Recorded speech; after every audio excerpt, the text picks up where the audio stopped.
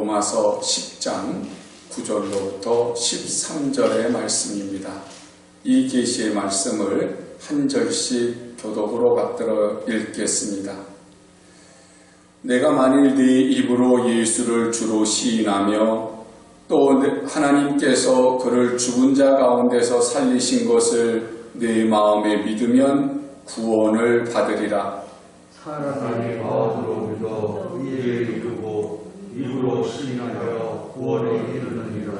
성경에 이르되 누구든지 그를 믿는 자는 부끄러움을 당하지 아니하리라 하니 유대인이나 헬라인이나 차별이 없습니다. 한 분이신 주께서 모든 사람에게 주가 되사 그를 부르는 모든 사람에게 부여하시도다. 다 같이요. 누구든지 주의 이름을 부르는 자는 구원을 받으리라. 아멘. 우리 서로 좌우 옆으로 인사를 나누시겠습니다. 예수님 닮으셨습니다. 네, 예수님 닮으셨습니다. 서로 축복도 나누시겠습니다. 당신은 하나님의 복덩이십니다. 네, 당신은 하나님의 복덩이십니다. 네, 한 번 더 주님 앞에 고백하겠습니다. 예수님으로 만족합니다. 진심으로 예수님으로 만족하셔서 하나님의 나라를 누리시는 충만하신 주님의 백성들이 되시기를 예수님의 이름으로 간절히 축원합니다. 요즘 이렇게 집 주변에 나가시면 향긋한 냄새가 우리를 기분 좋게 하지요. 바로 아카시아 꽃이 활짝 펴서 그래서 우리로 하여금 아주 기쁘게 하는데요. 저도 어제 그 아카시아 꽃 향기를 맡으면서 그 꽃길을 이렇게 그 아카시아가 펴 있는 꽃길을 한번 이렇게 걸어봤어요. 그런데 그 아카시아라고 하는 그 이름의 뜻이 뭐냐면 품이랍니다. 품이. 보면은 참 나무는 가시도 있고 아주 굉장히 황량한 것 같은데 꽃은 굉장히 예뻐요. 등나무 꽃처럼 쭉 늘어진 것이 어떤 것은 좀 하얀 색깔, 또 어떤 것은 베이지 색깔. 사진을 찾아보니까 빨간색 꽃도 있더라고요. 그런데 무엇보다도 기억이 나는 것은 그 아카시아 꽃을 따서 먹었던 기억이 나요. 그러면 굉장히 달고 아주 그것이 또 몸에도 또 좋다고 그러더라고요. 그러는 것처럼 우리가 우리의 삶 자체도 이렇게 볼품이 없어 보이는 듯 하지만 아카시아 꽃처럼 품이 있게 하나님의 향기를 나타내면서 살아가는 귀하고 복된 모습이 정말 주님이 주시는 은혜인 줄로 믿습니다. 우리가 이렇게 품이 있게 하나님의 자녀로 좀 살아보려고 해도 때로는 가끔 내 마음대로 되지 않는 것들이 많잖아요. 그래서 내가 복을 받지 못하는 게 조상 탓인가 싶기도 하고, 더러는 어떤 분은 우리 가문에 흐르는 저주가 있다고 그렇게 얘기하시는 분들도 가끔 있어요. 때로는 또 믿지 않는 사람들 얘기를 들어보니까 팔자소관이래요. 그러면서 내가 복받지 못하는 것은, 내가 아무리 애쓰고 힘써도 성공하지 못하는 것은 팔자소관이다. 아니면 조상 탓이다. 가문에 흐르는 저주가 있어서 그렇다. 뭐 이렇게 해석들을 하는데 그건 자포자기하는 말이에요. 남 핑계하는 말이고요. 우리 믿는 사람들은요, 아니 믿지 않는 사람들이라 할지라도 이런 생각은 버리셔야 돼요. 팔자소관 그런 거 없습니다. 그런 거 없어요. 가문의 저주 절대 그런 거 없습니다. 그거는 비신앙적이고 비성경적인 거예요. 18세기에 유명한 그 설교가인 목사님이 계세요. 이 목사님의 이름이 조나단 에드워드라고 하는 분이세요. 이분이 얼마나 유명하냐면 이 18세기에 그 미국의 순수한 복음을 강조하면서 대각성 운동을 일으켰던 분입니다. 이분이 절제와 여성 해방, 도덕과 박애라고 하는 당시 유럽과 전혀 다른 생각과 사상을 가지고 미국 사회에 특유한 가치를 만들어내신 분이세요. 그런데 이분은요, 이렇게 그 한 시대에 사회를 이렇게 바꿀 수 있는 정도의 영향력을 끼친 분인데, 그런데 이분이 하셨던 사회 운동이나 여러 가지 일보다 더 유명한 것은요, 이분의 가족이 미국에 있어서 미국 사회 전반적에 큰 영향을 끼친 분이기 때문에 더 유명해요. 이분이 얼마나 유명한지 2007년 12월 16일 날 KBS 특파원 보고라고 하는 프로그램이 있었습니다. 그 당시에 특파원이 황상무 아나운서인데, 아마 여러분 뉴스 보시는 분들은 많이 들어보셨지요? 황상무 아나운서. 근데 그분이 미국 특파원으로 가 있을 때 미국 명문가 위대한 유산의 비밀이라고 하는 특파원 보고를 했어요. 그때에 이 에즈워드 목사님의 가문에 대해서 보고를 했거든요. 그런데 에즈워드 목사님 가문이 100여 년 동안 이렇게 흘러내려오면서 이제 가족들이 또 후손들이 어떤 영향을 끼쳤는가를 이렇게 이제 보고한 것이 있어서 제가 이렇게 적어 갖고 왔는데요. 8대를 내려오는 동안에 부통령이 한 사람이 나왔고, 또 주지사가 3명, 대학 총장이 13명, 인구 600만 이상 되는 대도시의 시장이 3명, 장차관급 공무원이 82명, 변호사가 149명, 판검사가 48명, 목사가 116명, 의사가 68명, 교수가 65명, 전 세계적으로 유명한 사업가가 75명, 뛰어난 발명가가 25명, 이렇게 탄생을 했대요. 그래가지고 미국 사회에 엄청난 영향을 주었다는 거예요. 특별히 두 사람이 예일대라고 하는 미국의 유명한 대학교가 있는데 거기 총장을 지냈고요. 수십 명이 그 예일대를 다니고 있고 예일대학교 교수로 지내고 있답니다. 그래서 지금 여러분이 보시는 이 부조가 예일대학교 벽에 있고요. 그리고 이 에즈워드 목사님의 가문을 연구하는 연구소까지 예일대학교에 있다는 거예요. 이렇게 보면 선한 유전자하고 악한 유전자가 따로 있나? 우리가 문득 우리도 가문 엄청 따지잖아요. 그러니까 선한 유전자가 따로 있고 악한 유전자가 따로 있나 봐, 그렇게 생각할 수 있거든요. 근데 그렇게 생각할 수 있는 것이 더 이렇게 생각이 확고하게 그냥 가질 수밖에 없는 것이, 이분이 18세기 분인데 이 시대에 같이 똑같은 시대를 살았던 주크라고 하는 사람이 있습니다. 이분은 여자분인데 에더 주크라고 하는 분인데 이분은 범죄자예요.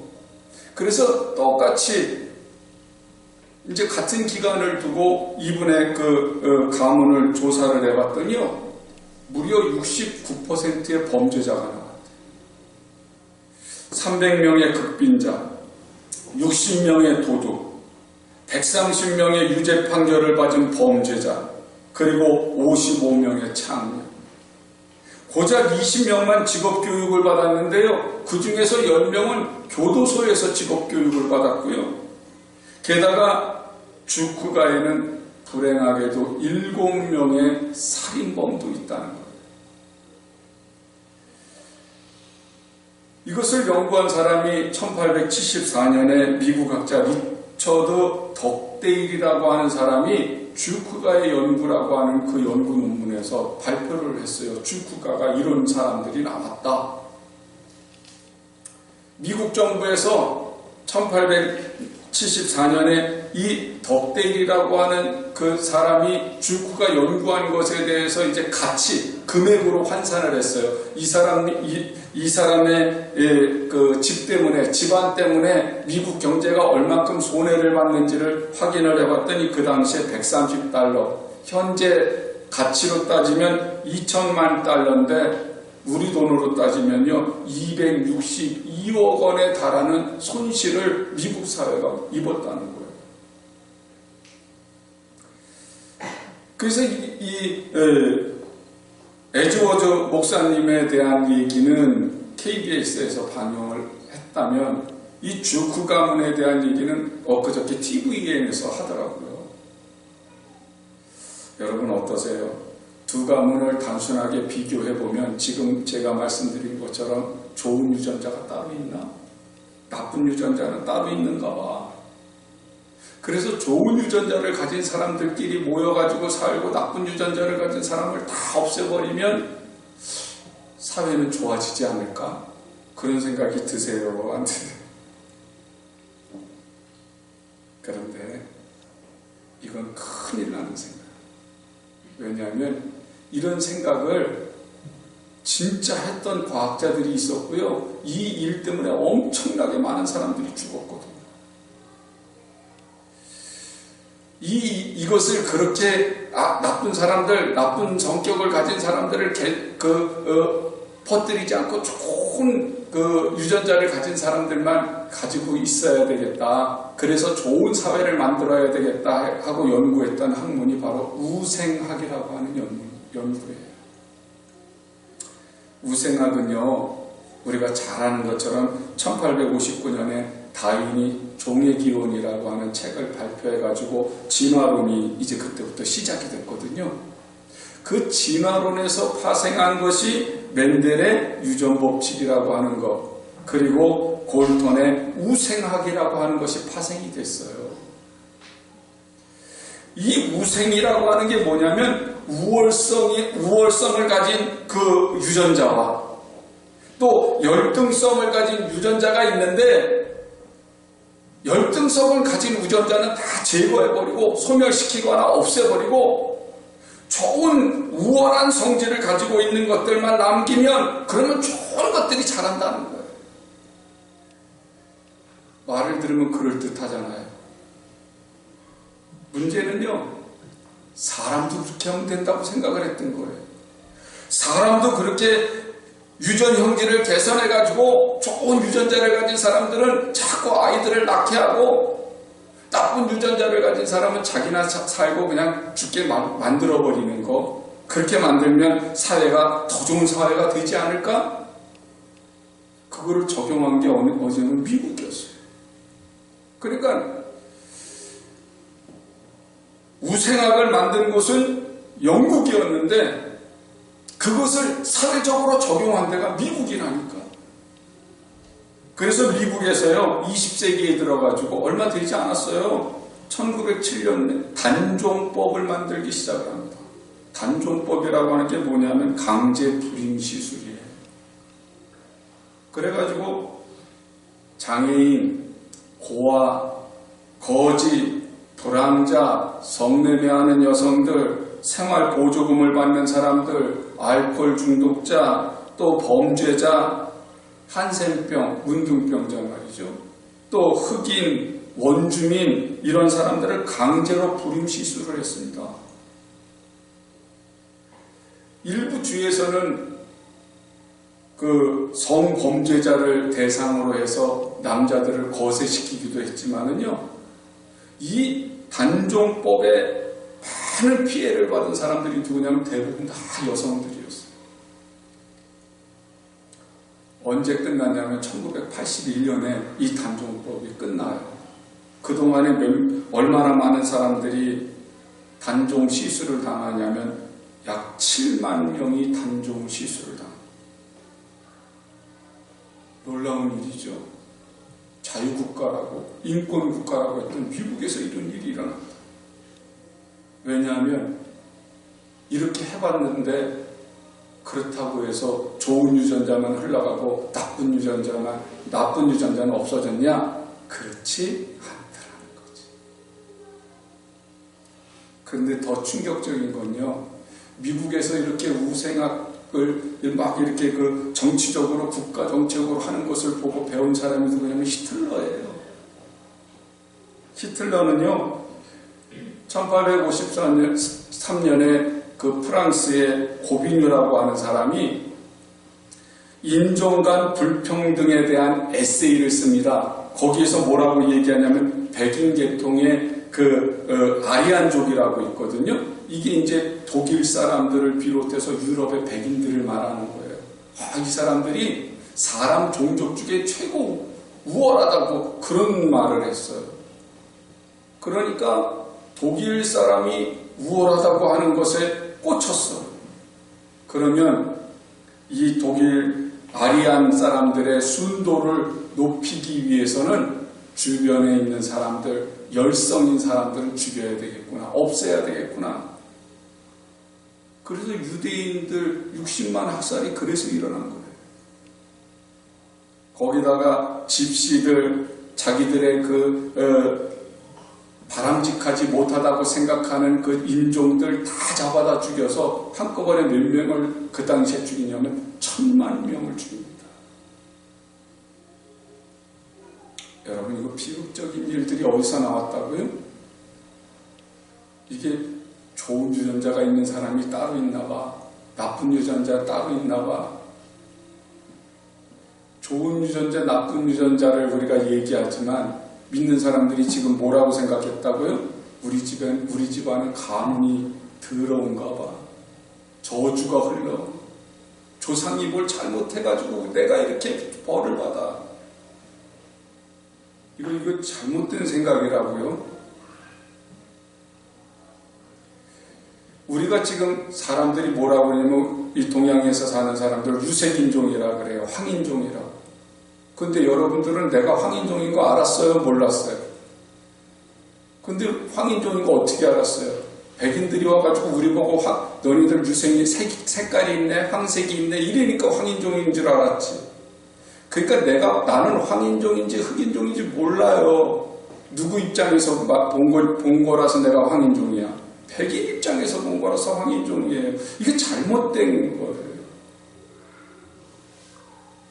제가 왜 이런 말씀을 드려요? 성경조차도 잘못 해석하는 것들이 있거든요. 노아의 홍수가 끝났습니다.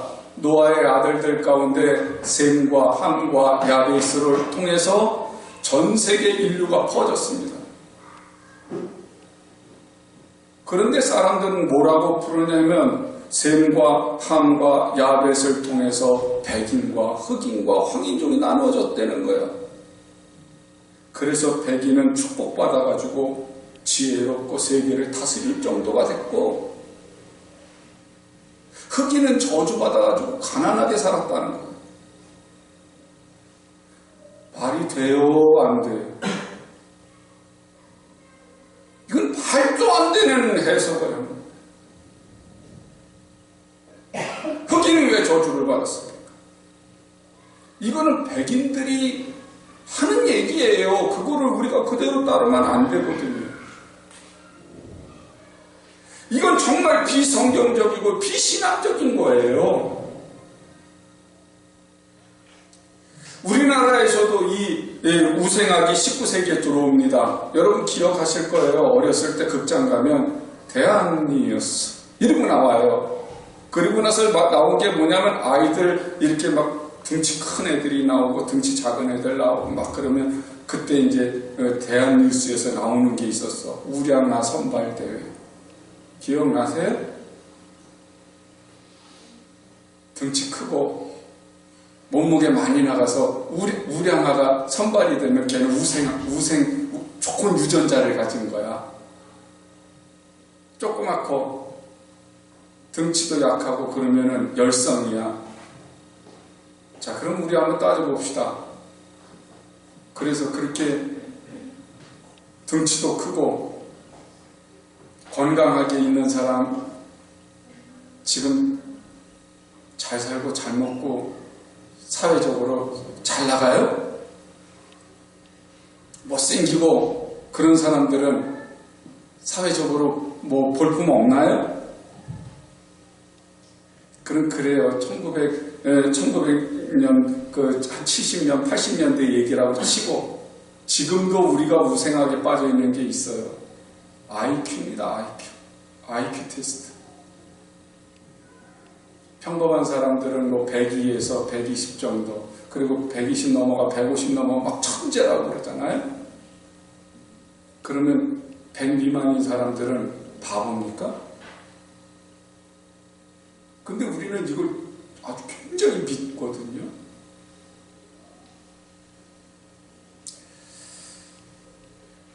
우생학 전에도, 우리나라도 우생학이 들어오기 전에도 우리도 가문이 어떻고 지역적으로 어떻고 막 이래가면서 혈통을 또 따지던 때도 있었어요.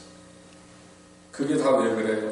사람을 우열을 나누어 가지고, 그래서 좋은 유전자가 내려오는 집안은 잘 나가고 나쁜 유전자가 내려오는 집안은 상종도 해서는 안 된다. 그랬던 시대가 우리나라도 있었다고요. 이런 것들이 아직도 남아가지고 남녀 차별, 말로는 여자도 이제 인권도 올라가고 그랬다고 하지만 똑같은 일을 하는데도 남자하고 여자하고 월급 차이 나잖아요.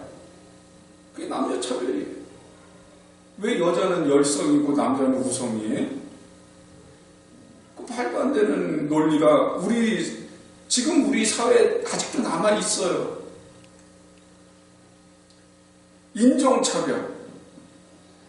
우리조차도 흑인만 보면은 왜 좀 비하해요? 그 사람들이 우리보다 공부 더 잘할 수도 있고 사는 것도 재주도 있고 훨씬 많은 부분이 나은 것이 있는데 피부색 까맣다고 우습게 하는 것들이 있잖아요.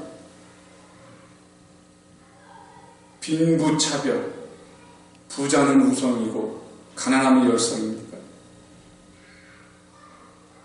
제가 제일 화나는 게 제가 이제 역사 전공을 했기 때문에 독립운동을 한 사람들의 후손은 다 가난하게 살거든요. 매국노들의 후손은 잘 살거든요. 그러면 매국노들이 우성입니까? 잘못된 생각들을 내가 가지고 있기 때문에 많은 차별을 나도 겪으면서 다른 사람을 하고 있다 이 말이에요. 저도 고등학교 다닐 때 우열반이 있었어요. 공부 잘하는 반과 공부 못하는 반 나누어져 가지고 있었다니까요. 6반까지 있었는데 우열반이 있어가지고 공부 잘하는 반은 2반, 공부 못하는 반 4반 막 이렇게 해가지고 나눴었다니까요.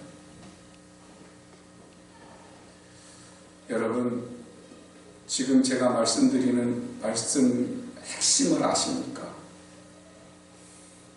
우리들이 살아가는 것은 차별이 있어요. 그러나 하나님은 차별이 없으세요. 사람을 우열을 나누어서 우월성과 열등성으로 나누는 것은요, 이건 과학적인 것도 아니고 성경적인 것도 아니에요. 하나님 뜻도 아니고요. 이건 비신앙적인 거예요. 성경은 처음에 뭐라고 말씀을 하시냐면 하나님이 사람을 창조하셨다는 거예요. 누구의 모습으로? 하나님의 모습으로. 그것이 백인인지 그것이 흑인인지 그것이 황인종인지 몰라. 거기 색깔이 없어요. 하나님은 그냥 사람을 존귀한 존재로 만들어 놓으셨어요. 하나님의 형상대로 말이죠. 예수님은 우생학적으로 열성이라고 하는 죄인들을 찾아오셨거든요. 우생학적으로 보면 다 없어져야 되는 사람들이에요. 가난한 사람들, 죄인들, 창녀들, 병자들. 주님은 그들을 찾아가셔서 그들의 친구가 되어주셨어요. 오히려 우월하다고 생각했던 제사장들, 장로들, 서기관들, 바리새인들을 보고 예수님은 독사의 자식들이라고 욕하셨거든요. 예수님이 보여주신 것처럼 하나님 앞에서는, 하나님 나라에서는 우열이 없습니다. 하나님이 보시기에 인간은 다 똑같은 존재라는 말입니다. 하나님은 특별한 사람이 아닌 모든 사람을 위해서 예수님을 십자가에 못 박으셨어요. 십자가에 내주신 거예요. 예수님이 십자가에서 죽으신 것은 어느 특별한 사람을 구원하기 위해서가 아니라 모든 사람을 구원하기 위해서. 그래서 오늘 성경에서 사도 바울이 내가 만일 내 입으로 예수를 주로 시인하며 또 하나님께서 그를 죽은 자 가운데서 살린 것을 내 마음에 믿으면 구원을 얻으리라. 사람이 마음으로 믿어 의에 이르고 입으로 시인하여 구원에 이르느니라. 성경에 이르되 누구든지 그를 믿는 자는 부끄러움을 당하지 아니하리라 하니 유대인이나 헬라인이나 차별이 없음이라. 한 분이신 주께서 모든 사람의 주가 되사 그를 부르는 모든 사람에게 부요하시도다. 누구든지 주의 이름을 부르는 자는 구원을 받으리라. 할렐루야. 당시에 유대인들은요, 종교적으로 자기들이 우성이라는 거예요. 우월성을 가지고 있었어요. 이방인들은요, 자기들의 발밑에 있는 존재로 여겼다고요.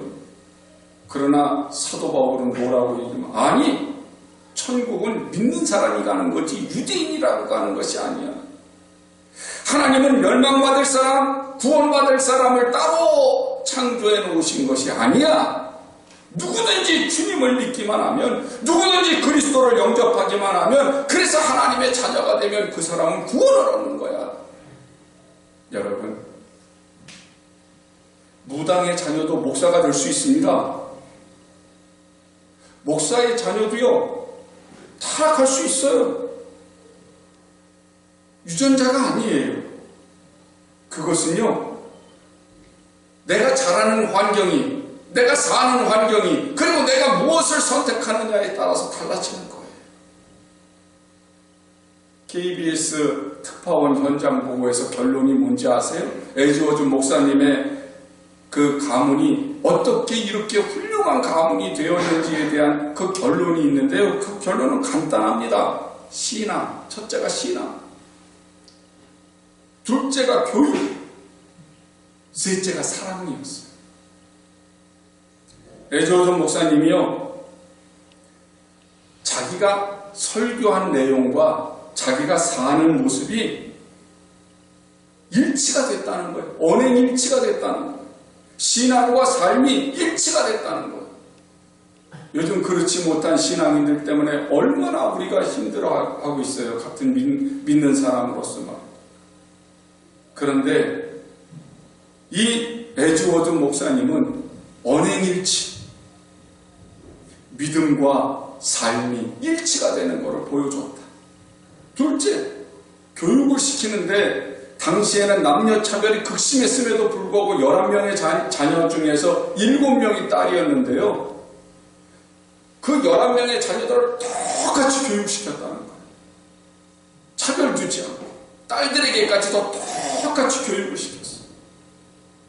셋째, 그 에즈워드 목사님의 아내가 사라인데 그 부부가 얼마나 뜨겁게 사랑을 했는지 자녀들이 그 어머니 아버지의 사랑을 보고 배우면서 가족들이 사랑으로 하나가 되는 아주 화목한 가정을 이루었다는 거예요. 여러분, 모든 생명체는요, 유전적인 요인을 다 갖고 있습니다. 그러나 그 유전적인 요인 그것보다도 더 중요한 건요, 환경적인 요인이에요. 환경은요, 우리들의 생존과 관련이 있어요. 특히 인간은요, 환경과 교육에 민감할 수밖에 없어요. 같은 부모님에게서 태어난 형제들이라 할지라도요, 다 달라요. 왠지 아세요? 같은 유전인자를 받았는데 왜 다를까요? 다른 이유는 각자가 크면서 맞이하는 환경이 다 다르기 때문에 그래요. 그래서 생각하는 거 다르고요, 판단하는 거 다르고요, 행동하는 거 다르고요. 심지어 쌍둥이라 할지라도 같은 유전자를 받았잖아요. 그리고 같은 날 태어났잖아요. 그럼에도 불구하고 달라요. 그래서 태교가 중요하다, 유아교육이 중요하다, 신앙교육이 중요하다, 그렇게 말씀드리는 거예요. 하나님은 어느 누구도 차별하시지 않는다니까요. 믿음의 명문 가문은요, 지금부터 내가 만드는 거예요. 조상 탓하시면 안 돼요. 우리 집안은 누가 우상을 그렇게 많이 섬겨가지고, 누가 우리 몇 대 할머니는 그 무당이었는데, 그런 얘기 하실 필요도 없어요. 지금 내가 믿음의 반석 위에 서서 하나님을 잘 섬기고요, 자녀들에게 그리고 주변 사람들에게 내가 신앙생활하면서 모범적으로 하고 있는 것들을 보여주고요, 그리고 자녀들에게 하나님을 잘 가르쳐서 신앙 안에서 흔들리지 않도록 세워나가기만 하면, 아무리 이전에 우리 가문이 하나님을 떠나서 어떤 가문이었다고 할지라도 그건 아무 상관없어요. 지금부터 신앙의 명문 가문이 될 수 있는 거예요. 훌륭한 신앙과 인품을 가진 사람들의 자녀라고 할지라도 신앙을 제대로 이어주지 못하면 그 가문은 별 볼 일 없는 가문이 됩니다. 여러분, 엘리 제사장 얘기 아십니까? 엘리 제사장의 아들이 홈니와 비느하스라고 하는 아들이 있어요. 그들은 아버지를 따라서 제사장이 돼요. 그 혈통을 따라서 말이죠. 그런데 말만 제사장이었지 믿음과 행실이 믿는 사람이 아니었어요. 결국은 그들이 블레셋과의 전쟁에서 하나님의 법궤를 들고 나갔다가 그 법궤도 빼앗기고 거기서 죽어버렸어요. 아들 둘이 죽었다고 하는 소식을 듣고 엘리 제사장이 의자에 앉아있다가 의자가 넘어져서 그만 목이 부러져서 죽고 말았습니다. 집안이 그냥 없어졌어요. 이 엘리 제사장 밑에서 자랐던 사람이 바로 사무엘이에요. 사무엘은 하나님을 믿는 신앙을 굳건히 지켰죠. 그래서 한 시대를 풍미했던 신앙인으로 하나님 앞에 쓰임받죠. 그런데 이 사무엘도 자녀 교육을 하는데 실패하고 맙니다. 자식들이 이스라엘 사람들에게 원망을 듣는 모습이 되어버려요.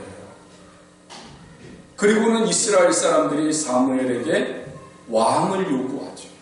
그래서 사울왕이 세워지게 되고 이스라엘이라고 하는 왕국이 시작이 된 거예요. 다윗 잘 아시잖아요? 사울 다음이 다윗인데, 다윗은 평범한 그 가정에서 자란 사람이에요. 아버지 이새가 다윗을 제대로 인정하지도 않는 막내 아들이었습니다. 그런데 그는 하나님의 인정을 받아요. 하나님의 마음에 흡족한 사람으로 인정을 받아서 그가 이스라엘의 2대 왕으로 12지파를 다 통일합니다. 그의 신앙을 배운 사람이 솔로몬이었어요. 솔로몬이 왕이 돼서 하나님의 그 성전을 짓기도 하고 나라를 잘 다스렸죠. 그런데 솔로몬의 신앙이 변질이 되어버렸어요. 처음에는 하나님께 천번제를 드리면서 아버지의 신앙의 유산을 잘 받아가는가 했더니 중간에 다른 이방 나라들의 그 아내들을 맞이하면서 솔로몬이 타락을 하죠. 우상을 섬기고 그 이방 나라에서 온 여자들이 갖고 온 그 우상을 위해서 산당을 짓고 나라를 엉망진창 쑥대밭으로 만들었습니다. 그 결과가 솔로몬의 아들 르호보암이 그것을 보고 아버지의 그 못된 행실을 그대로 이어받았습니다. 결국은 르호보암 때에 다윗이 통일을 이루어 두었던 나라가 다시 갈라졌어요. 그래서 유다 한 그 족속만 남고 나머지가 북이스라엘이 돼버리고 나라가 갈라져 버리는 거예요. 어떠세요? 아무리 사회적으로 이름이 있고 역사적으로 이름이 있어도 신앙교육에 실패하면 모든 게 실패합니다.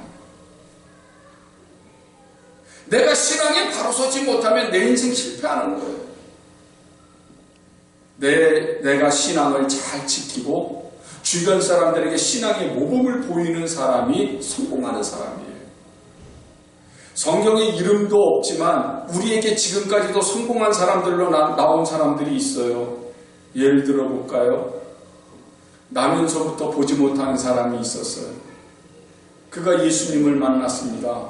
예수님께서 침을 뱉어서 진흙을 만들어서 눈에다 붙여주셨어요.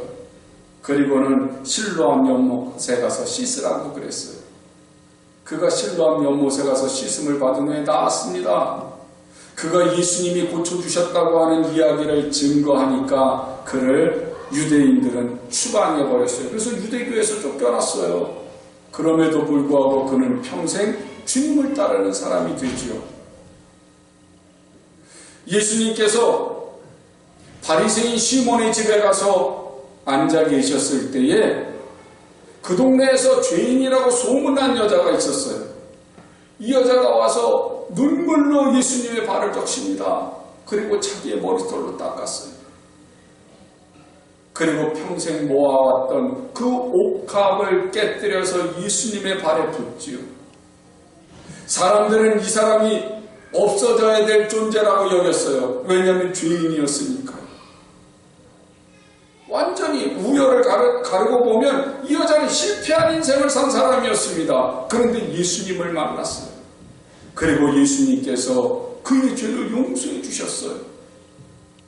그가 구원을 얻었습니다. 그의 이름은 성경에 없지만 그가 한 모든 일은 지금 우리들에게 큰 영향을 주고 있어요. 어떠세요? 처음 태어났을 때에는 제사장 가문에서 아주 혈통 있는 가문으로 태어났지만 완전히 인생이 그냥 죄와 타락과 방탕에서 끝나버린 사람들이 있는가 하면 자기가 원치 않은 모습으로 그저 가난한 모습으로 병든 모습으로 죄인의 모습으로 살던 사람이 주님을 만나서 변화된 사람들이 있어요. 여러분, 구원은 철저하게 개인적이에요. 가문의 저주는 없어요. 가문에 흐르는 저주가 있다고 하는 것은 비성경적이에요. 비신앙적이에요. 나의 선택으로 얼마든지 바꿀 수 있습니다. 팔자요? 바꿀 수 있어요. 내가 무엇을 선택하느냐에 따라서 여러분의 팔자가 바꿔지기를 원합니다.